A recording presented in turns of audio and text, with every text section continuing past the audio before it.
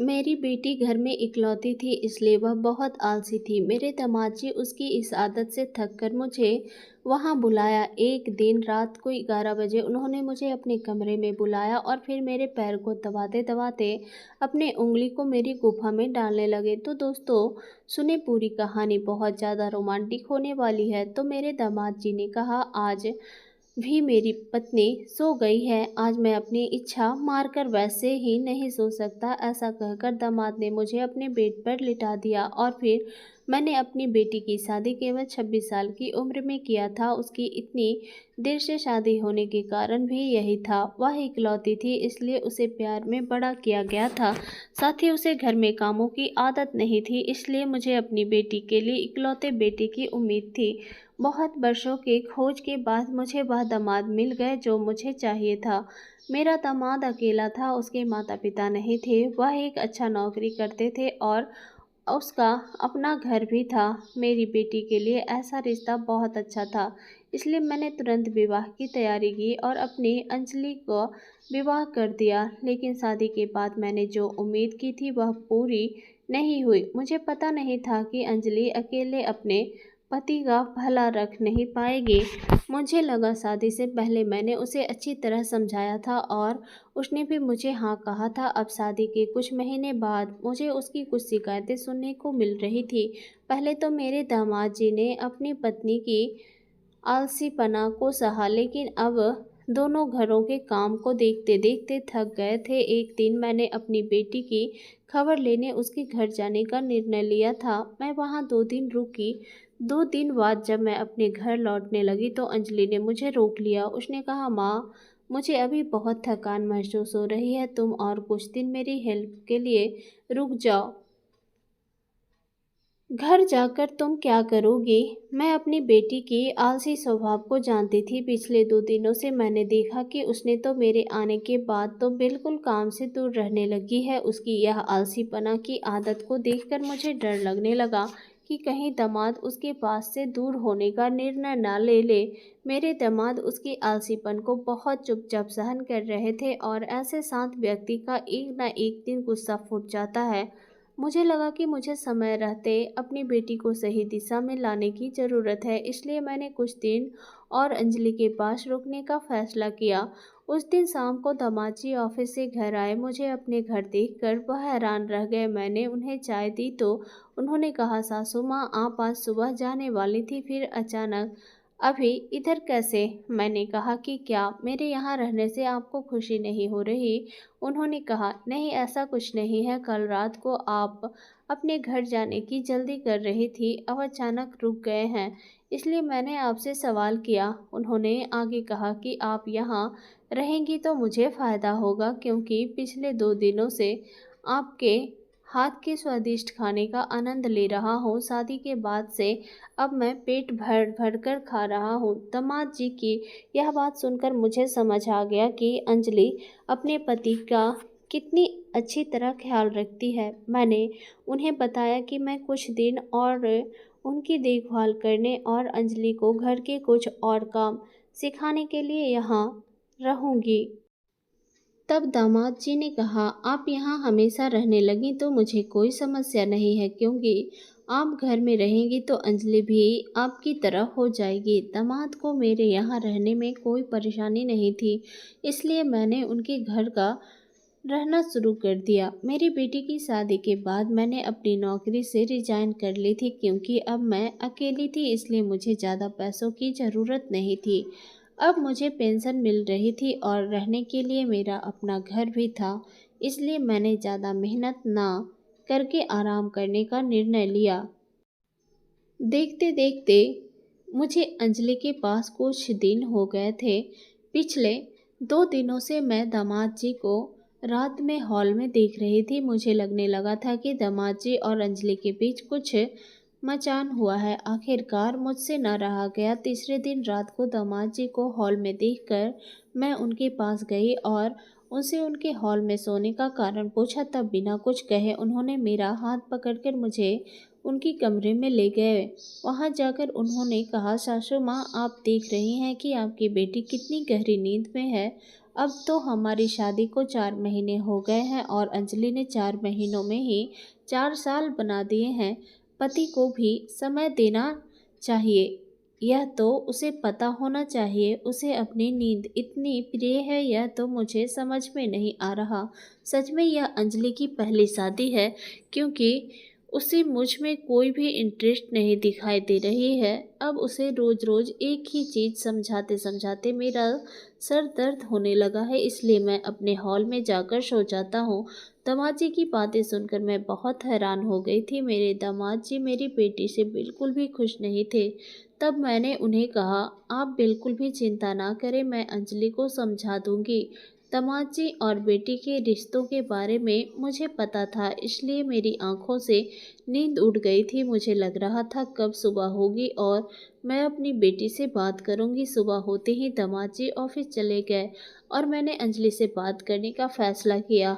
मैंने उससे कहा, अंजलि, अब शादी के बाद पति को कैसे खुश रखा जाता है, यह बातें मुझे तुम्हें सिखानी होगी। मैं देख रही हूँ तुम्हारी नींद इतनी गहरी कैसे हो गई है। क्या तुम्हारे पति को तुम्हारी नींद से थकावट नहीं हो रही? इस पर अंजलि ने कहा, माँ, तुम मेरी नींद के बारे में मत बोलो। मैं कितनी देर सोती हूँ। उस समय उसे अपनी गलती का एहसास नहीं था, लेकिन फिर भी मैंने उसे समझाने का कोशिश किया। उस दिन रात को मुझे दामाद जी हॉल में नहीं दिखे। मैं उनके और अंजलि के बीच सब कुछ ठीक है या नहीं, यह देखने के लिए उनके कमरे से बाहर गई। वहां जाकर मैंने उनके कमरे के अंदर झांका। अंदर देखा, दामाद जी मुझे कमरे की खिड़की में खड़े दिखे और अंजलि गहरी नींद में थी। मेरी समझाने का उस पर कोई असर नहीं पड़ा था। जब मैं वहां से निकलने लगी तो अचानक मेरे साड़ी के पल्लू फंस गया और मुझे जोर से झटका लगा।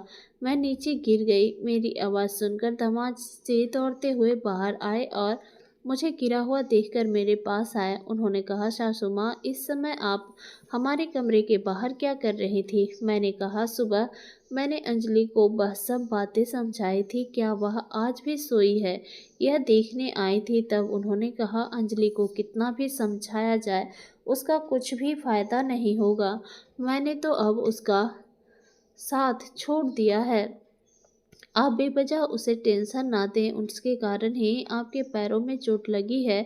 इसके बाद दामाद ने मुझे उठाया। उन्होंने मेरा एक हाथ अपने कंधे पर रखा और दूसरा हाथ मेरे कमर पर।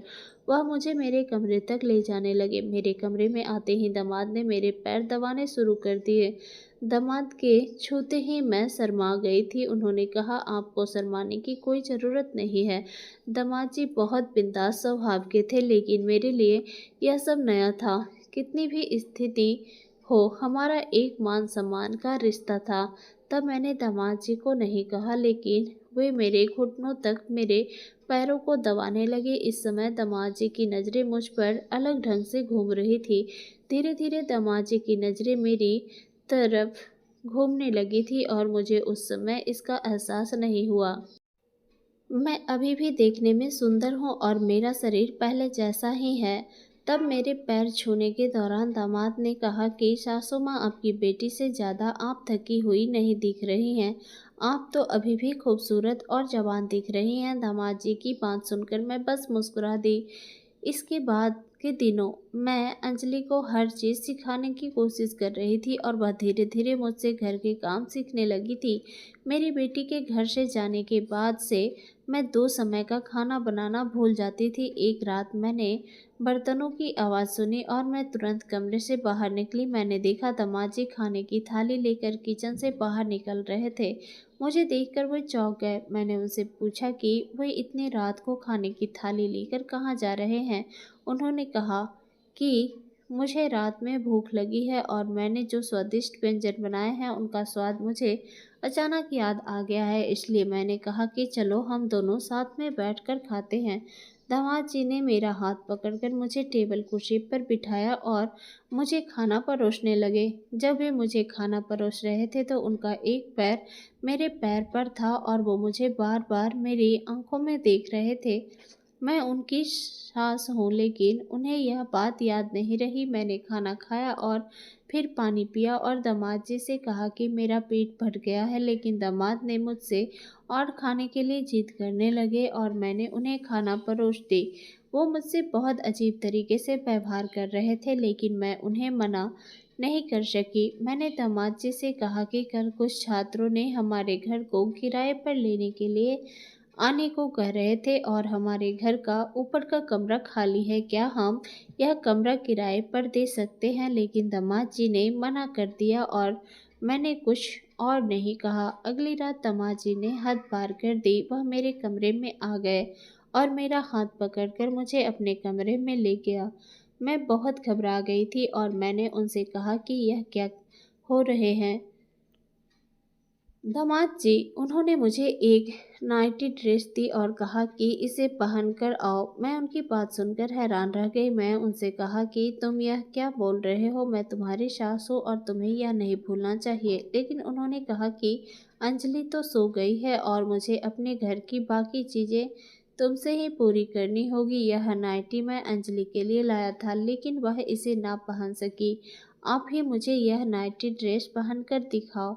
मैं दामाद की बात सुनकर बहुत शर्मिंदा हो गई और मैंने उनसे कहा कि मैं तुम्हारी सास हूँ और तुम्हें यह नहीं भूलना चाहिए। लेकिन मैं उन्हें मना नहीं कर सकी और वहाँ से चली गई। अगले दिन अंजलि सोकर उठी और नाश्ता करने लगी। जब वह नाश्ता कर रही थी तो मैंने उसे वह नाइटी ड्रेस दी और कहा कि मैं अब यहाँ से जा रही हूँ, क्योंकि तुम सुधरने का नाम ही नहीं ले रही हो।